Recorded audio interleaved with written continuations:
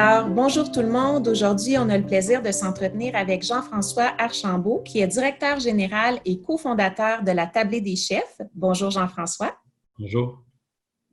Alors, on sait que depuis le début de la crise, de nombreuses familles ont dû vivre des situations d'insécurité alimentaire. On sait également que selon Centraide, 50% des appels reçus au 211 concerneraient l'alimentation et que les demandes d'aide au sein des banques alimentaires explosent depuis plusieurs semaines. Alors, Jean-François, peux-tu d'abord nous résumer rapidement la mission de la Tablée des chefs, mais également nous parler de comment votre équipe s'est adaptée à la situation actuelle?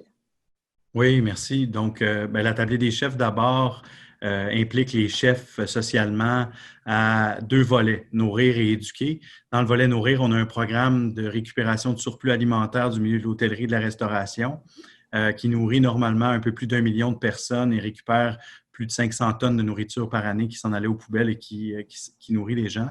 Des surplus parfaitement comestibles qui sont récupérés dans des hôpitaux, des services traiteurs, des hôtels.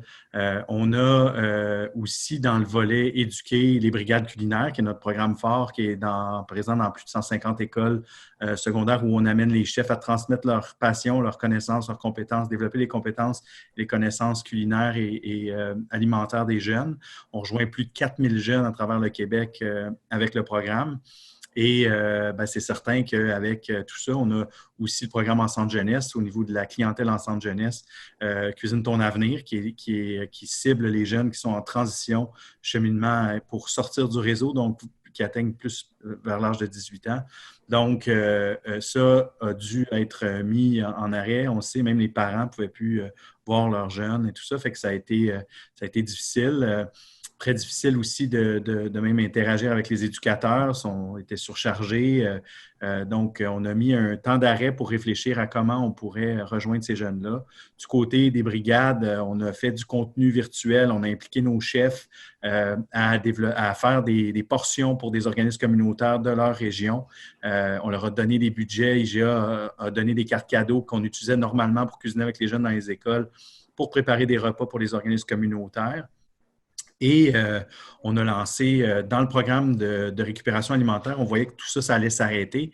Donc, on a lancé le programme des cuisines solidaires qui, avec l'ambition de cuisiner 1,6 million de repas à partir de denrées données par des fermiers, des producteurs agricoles. On a parlé avec l'UPA et tout ça, puis on s'est retourné de bord assez vite pour ramener les cuisiniers à leurs fourneaux de façon sécuritaire. Avec le MAPAC, on a discuté et on a lancé le projet des cuisines solidaires là, pour nourrir les gens en sachant qu'on ne pourrait pas récupérer de surplus alimentaire pendant un certain temps parce que tous les restaurants étaient des établissements où on récupérait fermés. Alors, on entame le processus de déconfinement.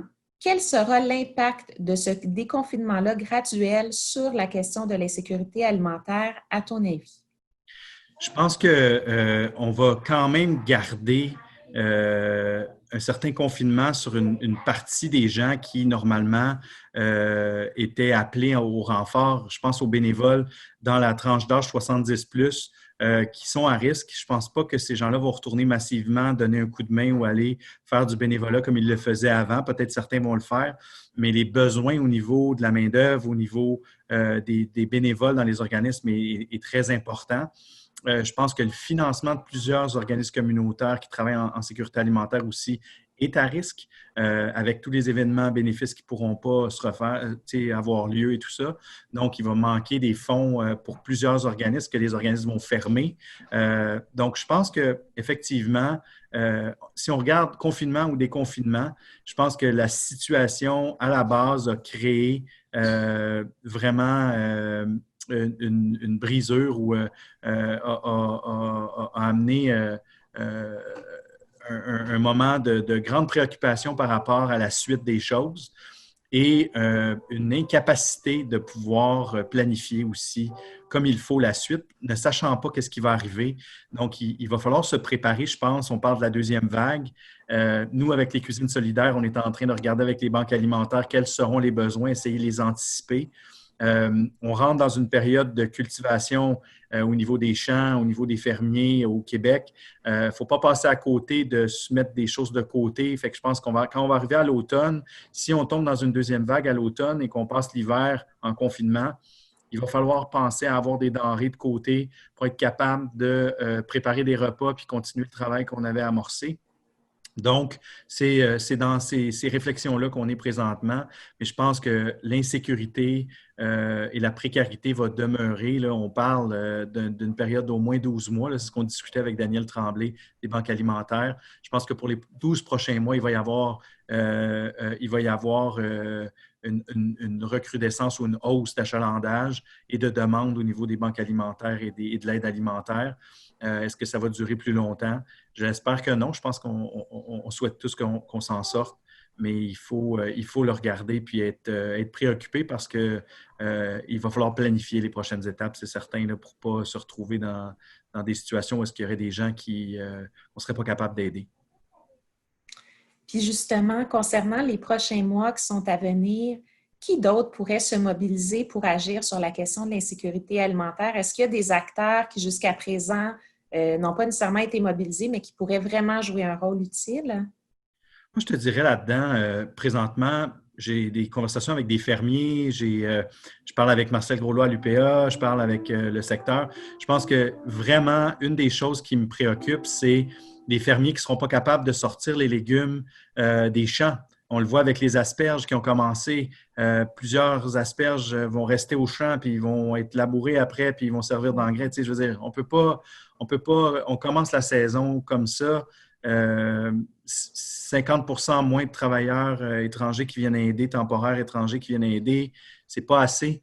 Et là, le gouvernement fédéral a donné une subvention au niveau d'aider les étudiants au niveau de leurs frais de scolarité et tout ça pour leur donner un coup de main.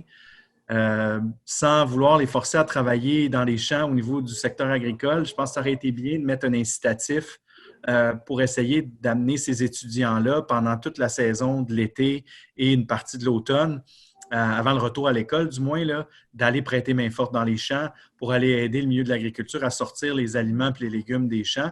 Puis, bien honnêtement, ça aurait probablement appris à un paquet de jeunes comment poussent les légumes, puis respecter aussi encore plus le processus, tout le système alimentaire.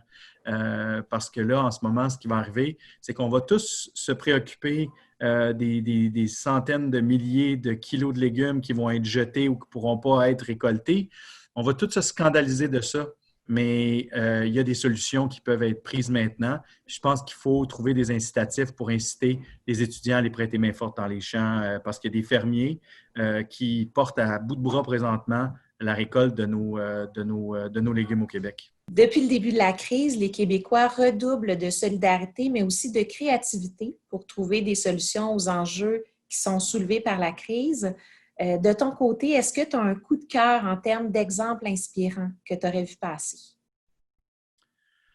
Ben, écoute, moi, je te dirais toutes les actions où on vient souligner la solidarité, on vient souligner l'ouverture aux autres. Je pense aux actions de Fabrice Ville dernièrement au niveau des travailleurs, au niveau de l'immigration, des travailleurs essentiels. C'est un paquet de gens qui étaient déjà présents dans l'univers social, qui n'avaient pas de lumière sur eux, ou un peu de lumière, mais pas assez, qui portent leur voix aujourd'hui. Et on voit toute l'importance de ces gens-là sur le terrain puis sur le filet social qu'on a au Québec qui permet d'aider les gens qui sont en situation de précarité. Tant au niveau des banques alimentaires, moi, je le vois, là, au niveau de la santé, je pense à ma belle-sœur est infirmière à l'urgence à Saint-Eustache. Elle est au front, elle a augmenté ses heures drastiquement. Ils n'auront pas de vacances. Je veux dire, ils sont là, ils répondent à l'appel.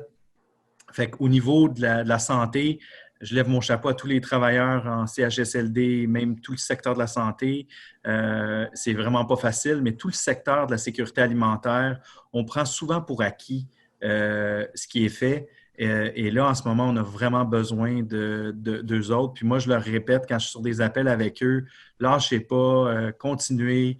On est conscient de ce qui est fait présentement et je pense qu'il faut être réveillé à ça. Puis je voudrais lever mon chapeau à Horacio Arruda. Moi, je l'ai côtoyé à plusieurs reprises. J'ai été au conseil d'administration de Québec en forme avec lui pendant quelques années. Horacio, il est authentique. Je lui ai écrit d'ailleurs pour le remercier du travail qu'il faisait.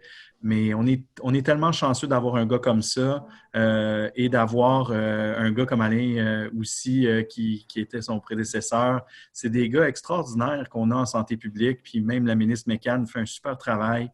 Je pense qu'on est vraiment chanceux d'avoir les gens qu'on a en place.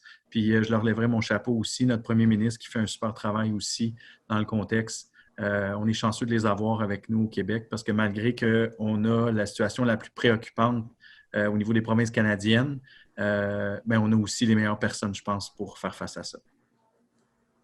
Bien, merci beaucoup, Jean-François. Donc, on va souhaiter que tous vos projets puissent se poursuivre le plus longtemps possible parce qu'on aura certainement besoin de soutien pour les familles qui vivent de l'insécurité alimentaire et qui continueront sans doute de vivre ces situations-là pour un petit bout de temps. Alors, merci encore d'avoir pris le temps de t'entretenir avec moi. Merci beaucoup.